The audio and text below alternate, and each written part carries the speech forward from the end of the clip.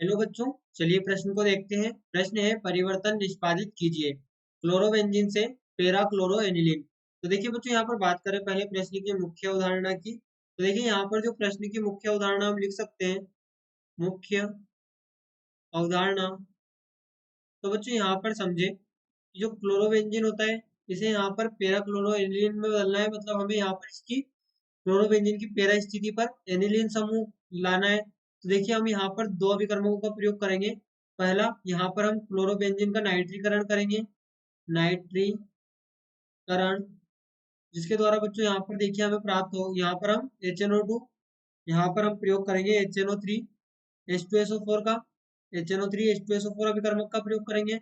दूसरा बच्चों, हम इस नाइट्रीकरण करने के बाद जो हमें नाइट्रो यौगिक प्राप्त होगा, उस नाइट्रो यौगिक का हम करेंगे अपचयन, नाइट्रो यौगिक का अपचयन, जिससे बच्चों हमें यहाँ पर देखिए HCl ये यहाँ पर हम प्रयोग करेंगे, और साथ में यहाँ पर 6 हाइड्रोजन का प्रयोग होता है। अब देखिए बच्चों यहाँ पर अभिक्रिया को देखिए, तो देखिए अभिक्रिया किस प्रकार से होगी। सबसे पहले बच्चों यहाँ पर समझे, जो हमारे पास में क्लोरोबेंजीन होता है, यहाँ पर देखिए क्लोरोबेंजीन इस प्रकार से क्लोरोबेंजीन होगा, यहाँ पर क्लोरोबेंजीन। अब बच्चों यहाँ पर क्लोरोबेंजीन पर जब जब इसका नाइट्रीकरण किया जाता है, तो हमें पता है यहाँ पर जो नाइट्रीकरण होता है, इससे यहाँ पर NO2 प्लस समूह का जुड़ा होता है, यानी NO2 प्लस समूह आता है। और यहाँ पर यहाँ पर ये इलेक्ट्रोफाइल प्रतिस्थापन अभिक्रिया, यानी कि इलेक्ट्रॉन रागी प्रतिस्थापन अभिक्रिया संपन्न होती है। तो देखिए यहाँ पर क्या होता है कि NO2 प्लस आया, NO2 प्लस आया।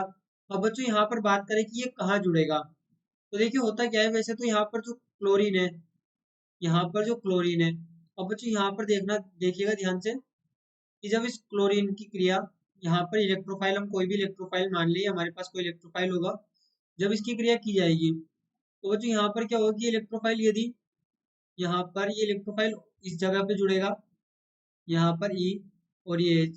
अब यहाँ पर जब क्लोरीन होगा, तो बच्चों क्लोरीन क्या करेगा, यहाँ पर यहाँ पर प्लस बनेगा, क्योंकि देखिए पहले क्या होता है, पहले तो यहाँ पर ये बॉन्ड टूटता है, बॉन्ड टूटने पर यहाँ पर प्लस आएगा, यहाँ पर ये माइनस आएगा, यहाँ पर प्लस आएगा, यहाँ पर ये प्लस आएगा, तो यहाँ माइनस से आके इलेक्ट्रोफाइल जुड़ जाएगा, यहाँ पर माइनस से आके इलेक्ट्रोफाइल जुड़ जाएगा। अब बच्चों यहाँ पर क्या होता है कि जो क्लोरीन है, यहाँ पर ये इलेक्ट्रॉन को अपनी तरफ खींचता है। यहाँ पर जब प्रेरण प्रभाव दिखा रहा होता है, तो ये इलेक्ट्रॉन को अपनी तरफ खींचता है।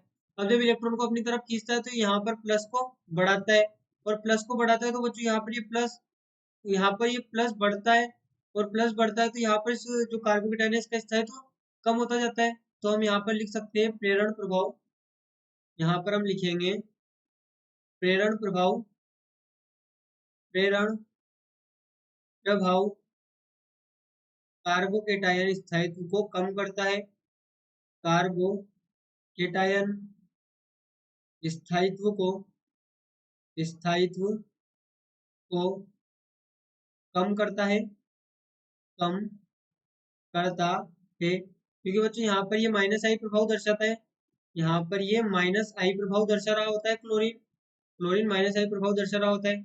वहीं पर बच्चों देखिए, यदि हम इस प्रकार से इसे लिखें, यहाँ पर ये हमारे पास में क्लोरीन होगा, क्लोरोबेंजीन होगा, और बच्चों क्लोरोबेंजीन की क्रिया जब यहाँ पर यहाँ पर जब इसकी क्रिया इलेक्ट्रॉन स्नेही से की जाएगी, तो देखिए बच्चों यहाँ पर क्या होता है, इलेक्ट्रॉन स्नेही प्रतिस्थापन अभिक्रिया इसका नाम होता है, इलेक्ट्रॉन इलेक्ट्रॉन स्नेही इलेक्ट्रॉन स्नेही प्रतिस्थापन प्रतिस्थापन अभिक्रिया, यहाँ पर इसका नाम है। तो बच्चों यहाँ पर जो इलेक्ट्रोफाइल आता है, ये इलेक्ट्रोफाइल क्रिया करता है, यहाँ पर पहले तो इसने यहाँ पर ऑर्थो पोजीशन पर क्रिया की थी।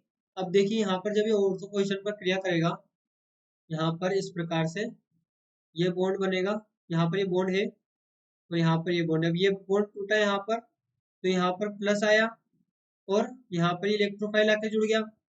पहले इलेक्ट्रोफाइल आके जुड़ता है, उसके बाद यहाँ पे कार्बोकेटायन बनता है, यहाँ पर ये कार्बोकेटायन बनेगा। अब बच्चों देखिए यहाँ पर क्या होता है, जब यहाँ पर तो क्या हो रहा था कि जो क्लोरीन है माइनस आई प्रभाव दर्शा रहा था, लेकिन बच्चों यहाँ पर जब क्लोरीन प्लस आई प्रभाव, यहाँ पर प्लस एम प्रभाव दर्शा रहा होता है, इसका अर्थ क्या हुआ, रेजोनेंस कर रहा है, रेजोनेंस कर रहा है, तो ये अपने इलेक्ट्रॉन डोनेट कर रहा होता है। अब इलेक्ट्रॉन डोनेट कर रहा होता है तो बच्चों यहाँ पर देखिए कि प्लस कम होता जाता है। जब इलेक्ट्रॉन इधर आ रहे हैं बेंजीन रिंग की तरफ तो यहाँ पर कार्बोकेटायन में प्लस कम होता जाएगा और प्लस कम होता जाएगा, तो इसका स्थायित्व बढ़ता जाएगा, यहाँ पर इसका स्थायित्व बढ़ता जाएगा। इसी प्रकार से बच्चों यदि हम यहाँ पर बात करें, यहाँ पर ये देखिए ये हमारे पास में क्लोरीन क्लोरोबेंजीन है, यहाँ पर ये हमारे पास में क्लोरोबेंजीन होगा। और क्लोरोबेंजीन की क्रिया देखिए बच्चों जब इलेक्ट्रोफाइल से की जाएगी तो यहाँ पर ये फिर से उसी बॉन्ड को तोड़ेगा, यहाँ पर ये इस बॉन्ड को तोड़ेगा इस बार, और यहाँ पर ये निर्माण करेगा इस प्रकार से, यहाँ पर बॉन्ड और यहाँ पर बॉन्ड, और ये क्लोरीन और इलेक्ट्रोफाइल आके यहाँ जुड़ा है, इलेक्ट्रोफाइल यहाँ पर आकर जुड़ा है। तो यहाँ पर देखिए इस जगह पे कार्बोकेटायन बनाए। अब कार्बोकेटायन बच्चों यहाँ से देखिए ये इसके इलेक्ट्रॉन इधर आ रहे होते हैं, तो यहाँ पर क्या होता है, ये इस प्रकार से बन जाता है, यहाँ पर ये क्लोरीन होगा, तो यहाँ पर ये बॉन्ड और ये इस बॉन्ड के इलेक्ट्रॉन इधर आ गए, तो यहाँ पर तो कार्बोकेटायन बन गया, यहाँ पर तो कार्बोकेटायन का निर्माण हो गया, और ये बॉन्ड इधर आ गया, और यहाँ पर इलेक्ट्रोफाइल लगा हुआ है। तो देखिए बच्चों यहाँ पर क्या हुआ, अनुनाद, यहाँ पर अनुनाद हुआ, यहाँ पर अनुनाद हुआ, और अनुनाद हुआ तो वापिस कार्बोकेटायन यहाँ पर क्लोरीन के नीचे आ गया, और क्लोरीन यहाँ पर इलेक्ट्रॉन डोनेट कर रहा होता है जबकि प्लस एम प्रभाव दर्शा रहा होता है। यहाँ पर जब ये प्लस एम प्रभाव दर्शा रहा होता है तो ये इलेक्ट्रॉन डोनेट कर रहा होता है, तो प्लस यहाँ पर कम होगा, प्लस कम होगा तो कार्बोकेटायन का स्थायित्व तो बढ़ेगा। तो देखिए बच्चों यहाँ पर हम कह सकते हैं अनुनाद के कारण प्लस एम प्रभाव, प्लस एम प्रभाव यहाँ पर कार्य कर रहा है, तो हम यहाँ पर कह सकते हैं अनुनाद के कारण, अनुनाद के कारण, के कारण यहाँ पर कार्बोकेटायन स्थायी होगा, कार्बोकेटायन, कार्बोकेटायन स्थायी, कार्बोकेटायन स्थायी होगा। और बच्चों यहाँ पर ध्यान दें कि जब प्लस एम प्रभाव कार्य कर रहा है तो ये यहाँ पर अनुनाद प्रदर्शित कर रहा है, ये यहाँ पर अनुनाद प्रदर्शित कर रहा है, और अनुनाद प्रदर्शित करने से क्या हो रहा है कि कार्बोकेटायन का स्थायित्व बढ़ रहा है, कार्बोकेटायन का स्थायित्व बढ़ रहा है। इसका अर्थ क्या हुआ कि जो यहाँ पर अभिविन्यास होगा, क्रियाशीलता तो यहाँ पर माइनस आई के हिसाब से ही होगी, लेकिन जो यहाँ पर अभिविन्यास होगा ऑर्थो व पेरा का, वो यहाँ पर प्लस एम प्रभाव की वजह से होगा, क्योंकि प्लस एम क्या करेगा, यहाँ पर तो ये कार्बोकेटायन बना रहा है, और ये क्या करेगा यहाँ पर ऑर्थो व पेरा स्थिति पर इलेक्ट्रॉन डेंसिटी को बढ़ा देगा। ये यहाँ पर इलेक्ट्रॉन डोनेट कर रहा है तो ये ऑर्थो और पेरा स्थिति पर इलेक्ट्रॉन यहाँ पर डेंसिटी को बढ़ा देगा, और जहाँ पर इलेक्ट्रॉन डेंसिटी अधिक होगी इलेक्ट्रोफाइल वहीं पे कार्य करेगा। तो हम कह सकते हैं कि जो इलेक्ट्रोफाइल आएगा वो एक तो ऑर्थो पोजिशन पर आएगा और एक यहाँ पर पेरा पोजिशन पर आएगा। तो देखिए यहाँ पर हम लिखें, हमें जो दिया गया है क्लोरोबेंजीन, यहाँ पर क्लोरोबेंजीन का पहले हम करते हैं नाइट्रीकरण, और नाइट्रीकरण के दौरान हमें देखिए क्या प्राप्त होगा, यहाँ पर पेरा स्थिति पर, क्योंकि ऑर्थो स्थिति पर भी क्या होता है बच्चों कि थोड़ी सी त्रिविम बाधा आ जाती है, ऑर्थो स्थिति पर भी त्रिविम बाधा कुछ कारण होती है यहाँ पर, जिसके कारण जो हमें मुख्य उत्पाद यहाँ पर प्राप्त होता है, यहाँ पर ये Cl और यहाँ से NO2 प्लस में इलेक्ट्रोफाइल होगा, यहाँ पर NO2 प्लस इलेक्ट्रोफाइल के रूप में होगा। तो हम कह सकते हैं कि इलेक्ट्रोफाइल पेरा स्थिति पर कार्य करेगा। अब इसका कारण हमने यहाँ पे समझ लिया कि यहाँ पर अनुनाद स्थायित्व प्रदान कर रहा है कार्बोकेटायन को, तो अभिविन्यास यहाँ पर अनुनाद के कारण होगा।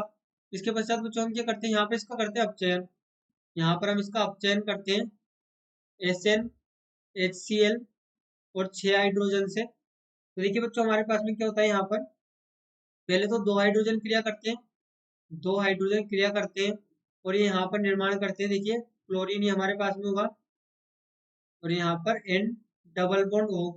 फिर बच्चों इसके पश्चात यहाँ पर 2 हाइड्रोजन फिर से कार्य करते हैं और यहाँ पर ये निर्माण करते हैं। यहाँ पर देखिए एक जल के अणु का निष्कासन हो रहा होता है। इसके पश्चात यहाँ पर ये फिर से 2 हाइड्रोजन का यहाँ पर 2 हाइड्रोजन का उपयोग होगा और NH OH यहाँ पर बनेगा। इसके पश्चात बच्चों यहाँ पर फिर से 2 हाइड्रोजन प्रयोग किए जाते हैं, 2 हाइड्रोजन प्रयोग किए जाते हैं और यहाँ पर हमें प्राप्त होता है पेरा, यहाँ पर पेरा क्लोरोबेंजीन, यहाँ पर हमें प्राप्त होगा। देखिए पेरा क्लोरो एनिलीन हमें यहाँ पर प्राप्त होता है, ये हमारे पास में होगा बच्चों पेरा क्लोरो एनिलीन, जो कि हमारी अभिक्रिया का प्रमुख उत्पाद है, मुख्य उत्पाद यही होगा पेरा क्लोरो एनिलीन, ये हमारे पास में होगा। जो कि हमारी अभिक्रिया में हमें बनाना था यहाँ पर क्लोरोबेंजीन से। क्लोरो बेंजीन से हमें यहाँ पर उत्पादित करना था पैरा क्लोरो एनिलीन को, जैसा कि हमने यहाँ पर कर लिया है दो अभिकर्मक प्रयोग करते हुए। पहला यहाँ पर हमने इलेक्ट्रॉन से प्रतिस्थापन अभिक्रिया की और दूसरा हमने यहाँ पर अपचयन किया। आशा करते हैं आपको प्रश्न समझ आया होगा। धन्यवाद।